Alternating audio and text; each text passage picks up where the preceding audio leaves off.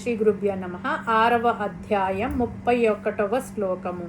ఈ శ్లోకము భగవంతుడికి భక్తుడికి మధ్య ఉండవలసిన అద్వైత భావాన్ని, సర్వవ్యాపకత్వాన్ని వివరిస్తుంది. ఓం సర్వభూతస్థితం యో మాం భజత్యేకత్వమాస్థితః సర్వదా వర్తమానోపి స యోగి మయి వర్తతే. ముందుగా పదపదానికి అర్థం తెలుసుకుందాం.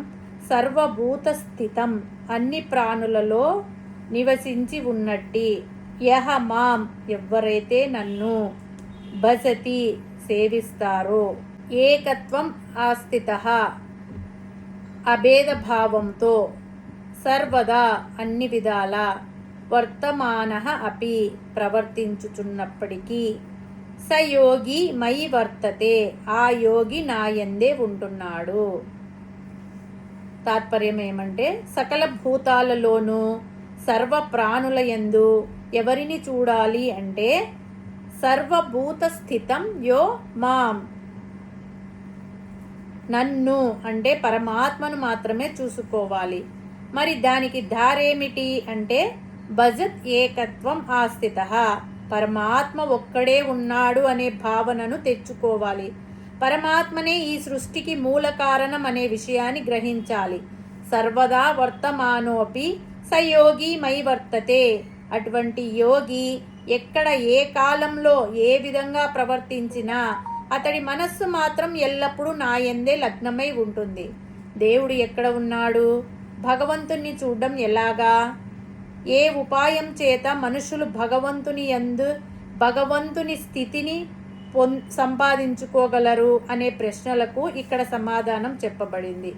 దేవుడు ఎక్కడ ఉన్నాడు అనే సంశయము సామాన్యంగా ప్రతి వాడికి కలుగుతుంది. దేవుడు ఒక్క చోట మాత్రమే కాదు, సమస్త చరాచర ప్రాణి కోట్ల యందు నివసిస్తున్నాడు. దేవుడు లేని చోటు లేనే లేదు. పాలలో వెన్నవలే, నువ్వులలో నూనెవలే, చెరుకుగడ యందు రసం వలె భగవంతుడు సమస్త భూతముల యందు వ్యాపించి ఉన్నట్లు ఇక్కడ స్పష్టంగా తెలుపబడింది. కాబట్టి సర్వప్రాణులు భగవత్ స్వరూపమే అని తలచి ఎవ్వరికిని అపకారం చేయరాదు. ప్రాణి కోట్ల ఎడల దయా కరుణ కలిగి ఉండాలి. ఇదే మాధవ సేవ అవుతుంది. అన్ని జీవరాశుల యందు ఏకత్వ బుద్ధి కలిగి ఉంటే పరమాత్మ మనకు కనపడతాడు. దానినే ఏకాత్మ బుద్ధి అని అంటారు. జీవులలో భేదం చూడకూడదు. ఆ ప్రకారంగా జీవులలో భేద బుద్ధి లేకుండా ప్రవర్తించేవాడు బయట ప్రపంచంలో తిరుగుతున్నా అతని మనస్సు మాత్రం ఎల్లప్పుడూ పరమాత్మ యందే లగ్నమై ఉంటుంది.